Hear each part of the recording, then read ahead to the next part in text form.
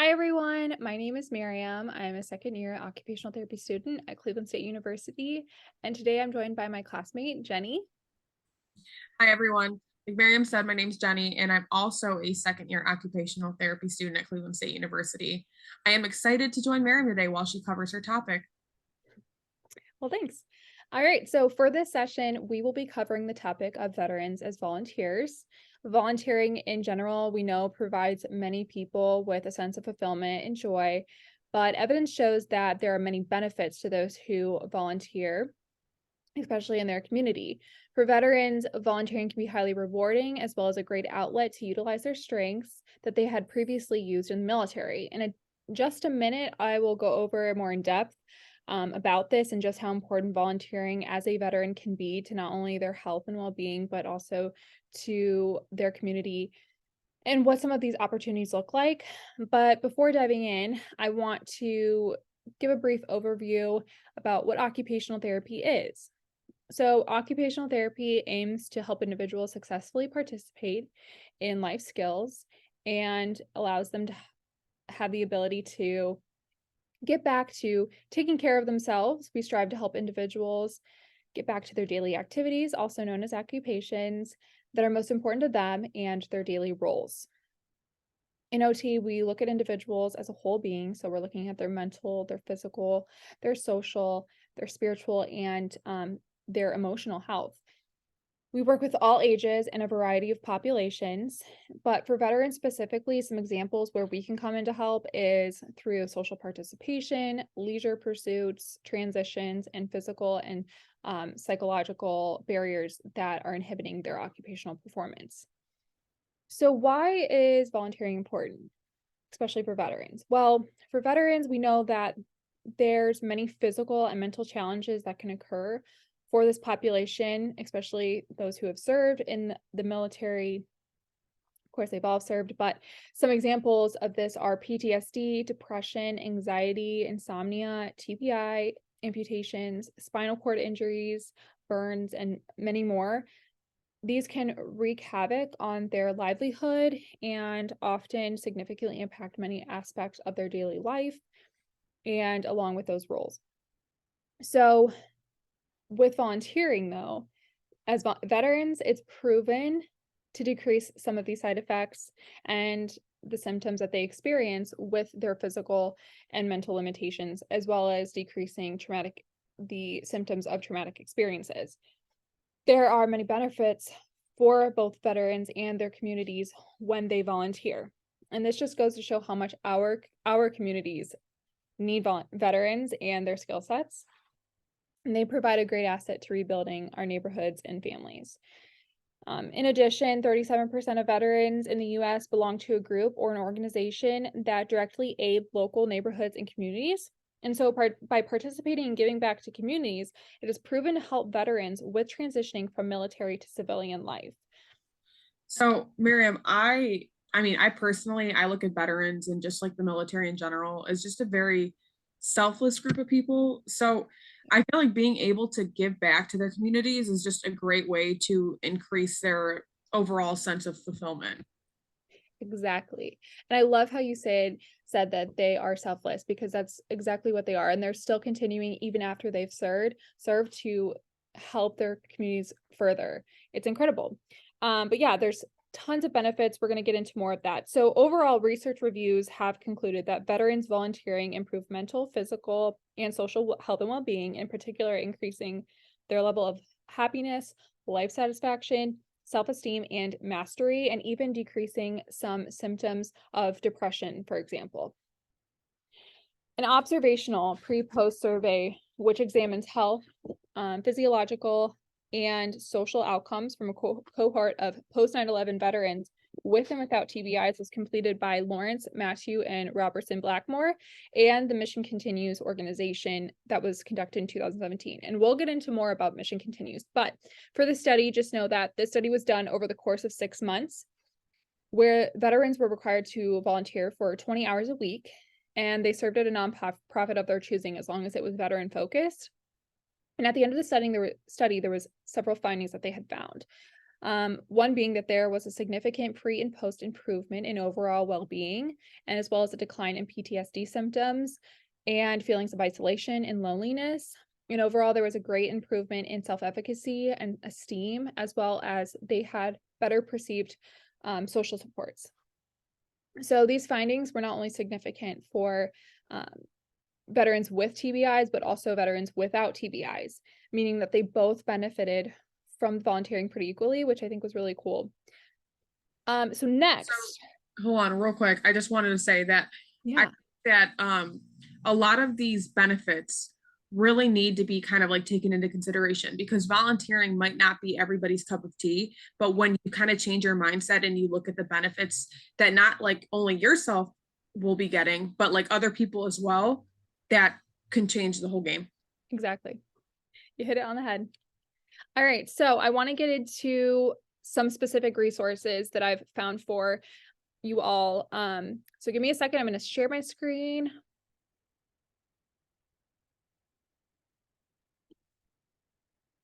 Okay. All right, can you see the screen, Jenny? Yes, I can see it. Okay, great.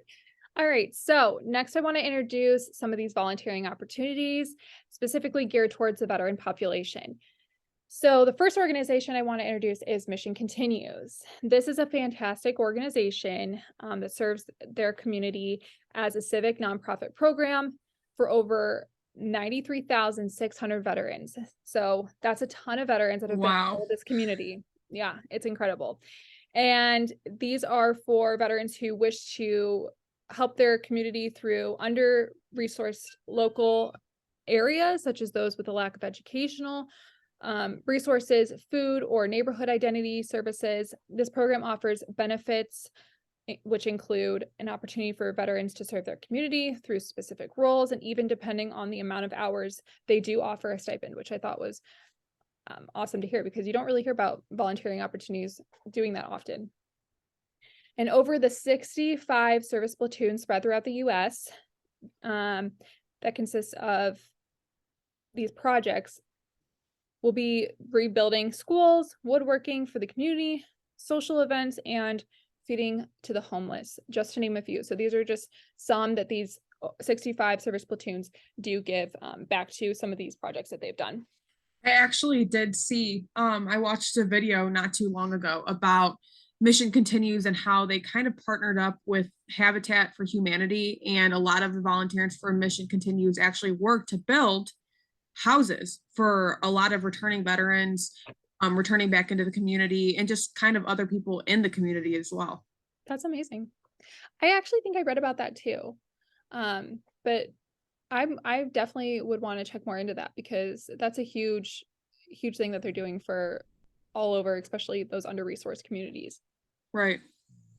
So to continue with Mission Continues, it's great for all veterans, but particularly it's great for those who have felt that they've lost their identity since leaving the military, have trouble forming social connections and support systems, or those who can't seem to find meaningful employment since leaving the military, and for those who are at risk of, or who have a mental health condition, or who are at risk of suicide.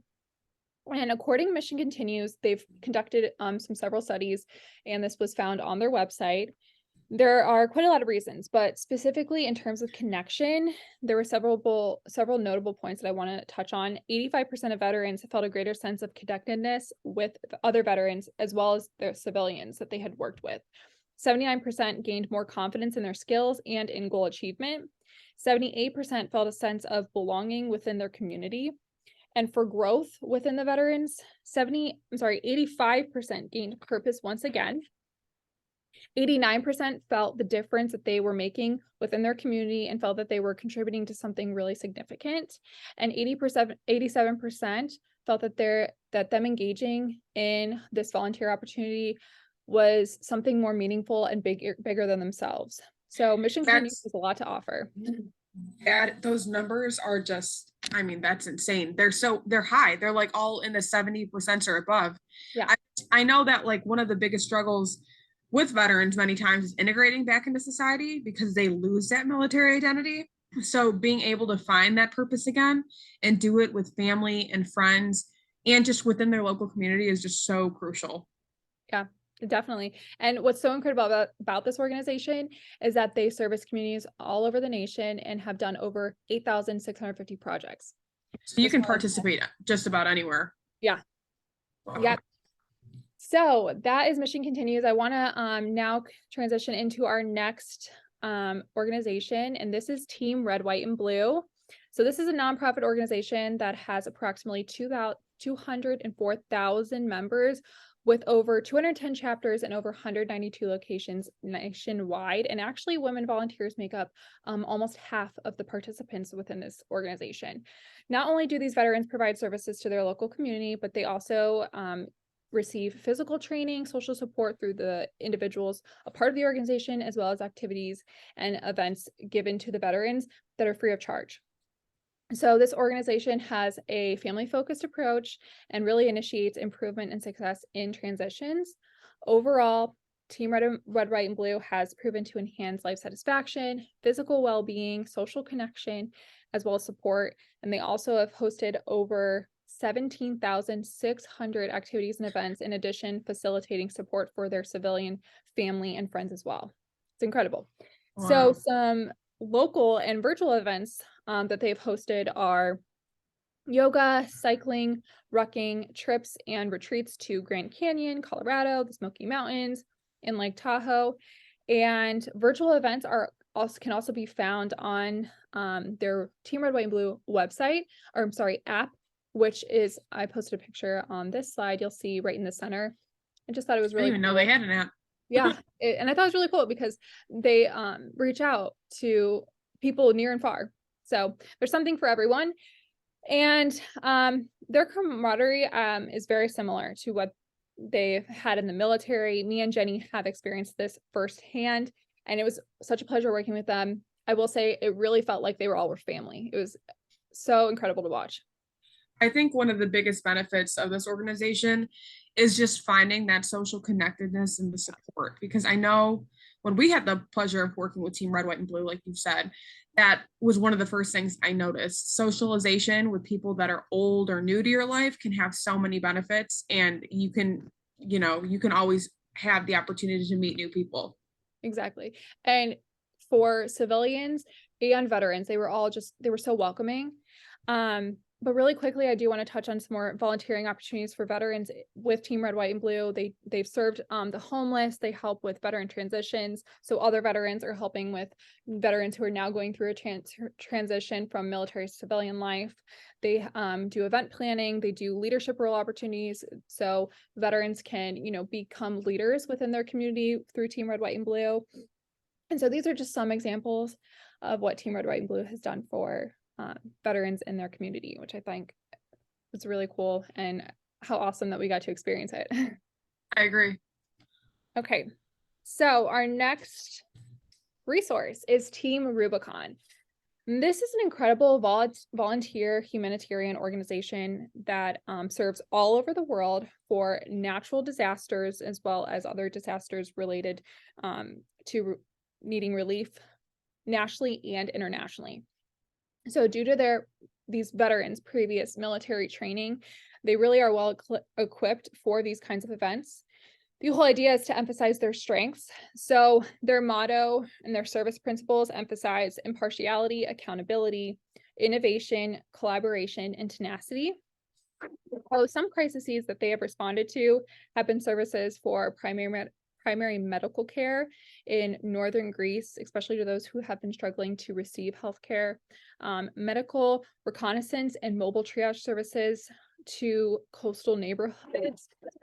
Hurricane Isaac, I'm sure we all have heard of him, that hurricane, but for Hurricane Isaac, they have helped with emergency cleanup, and as well as those long-term aftermath consequences and challenges that they have faced due to Hurricane Isaac. They have also helped with that.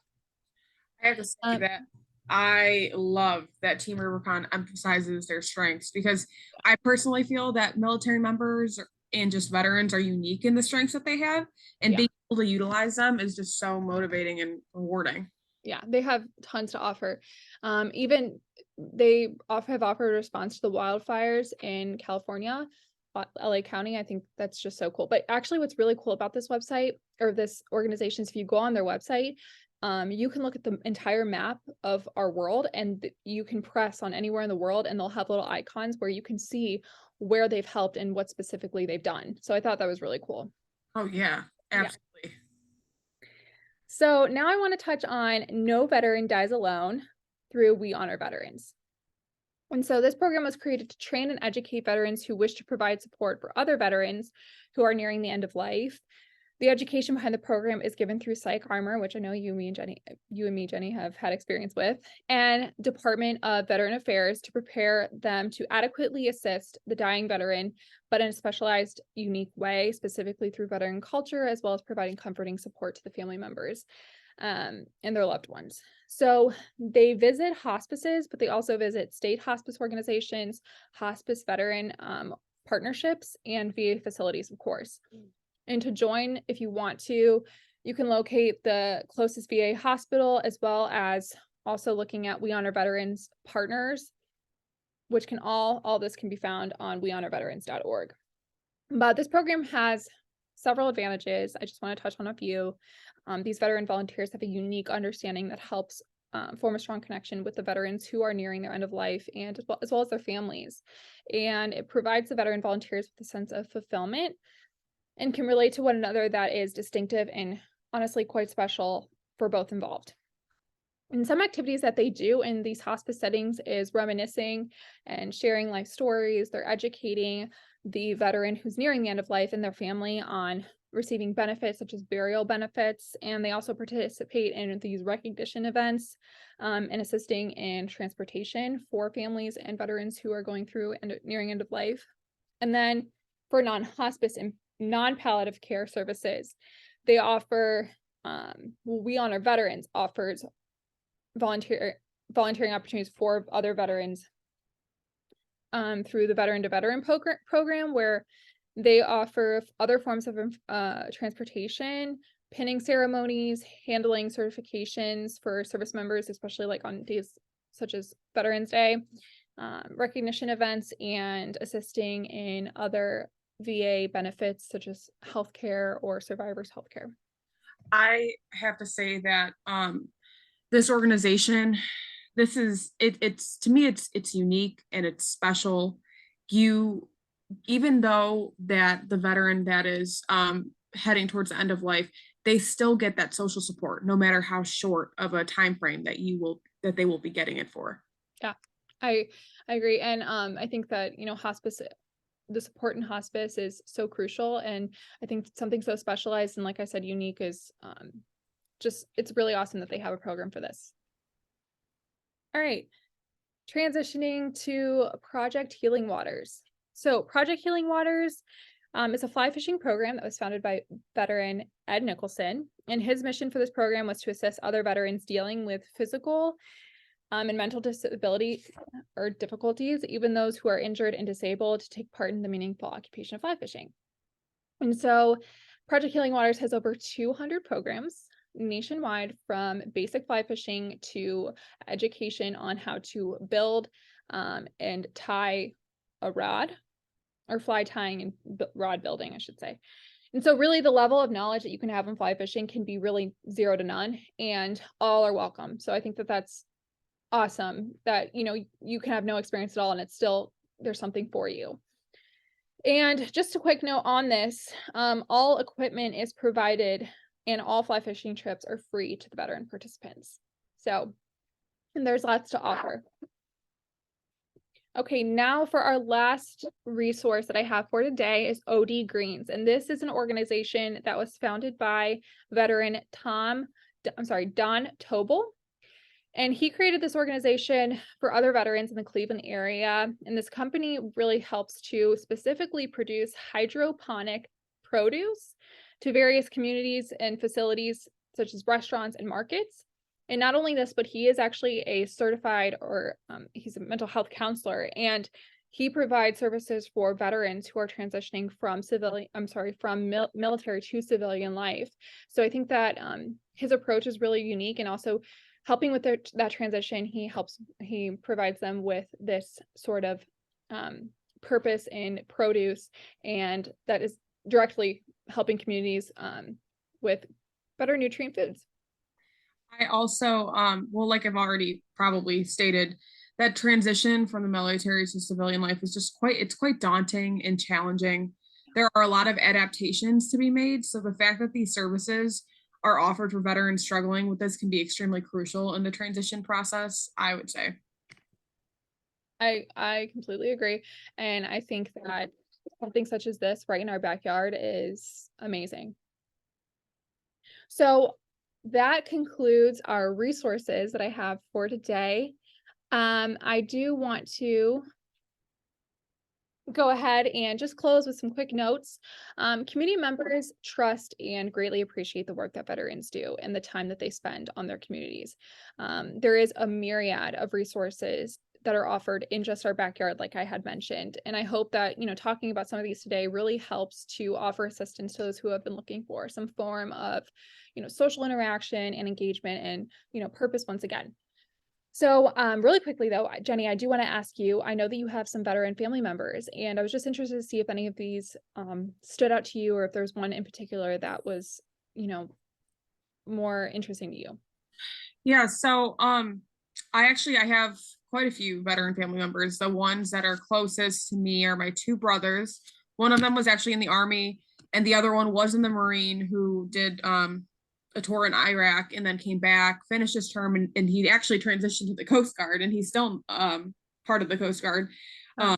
And so I would say that both of my brothers they could have benefited from all of these resources. I'll just say that hands down. I mean, not the Veteran Dies Alone one, because they're not nearing that age yet, but I would say that the Mission Continues and Team Red, White, and Blue really did stand out to me for them.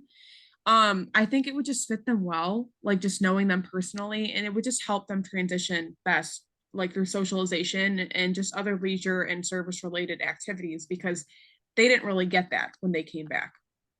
I agree. And like I said, it's, you have ones like Team Rubicon who are, traveling all around the world, but then you have ones that are so close to us, and really what's to lose by joining these, there's right. And I think it's kind of important too, like when you think about when they do transition back, even though my one brother is he's in the Coast Guard still, my other brother, he's transitioned back. He had, it was a little bit rocky there for a while, but he is now working a regular job. So organizations like Mission Continues and Team Red, White, and Blue could help him be able to participate still where he is at, because right now he's in Colorado. So it could be like anywhere in the community that they're currently living in. Exactly. I love that. Thank you for sharing. Yeah. So we know, of course, there's a myriad of benefits, like I just mentioned, that help with gratification, purpose, improvement, and overall health and well-being as well. But one bit of information that really resonated with me that I want to share really quickly before we end today is through the Civic Enterprises, they had studied through surveying Iraq and Afghanistan war veterans, and found that more than 90% of these veterans felt that participating and serving in their community was not only crucial but valuable. So I thought that was a good note to end on. And I just really want to say that veterans, you are a unique asset to our local communities, and that cannot be replicated. So with that, I just want to conclude our topic today. And Jenny, thank you so much for joining me. And everyone, thank you so much for listening. Bye.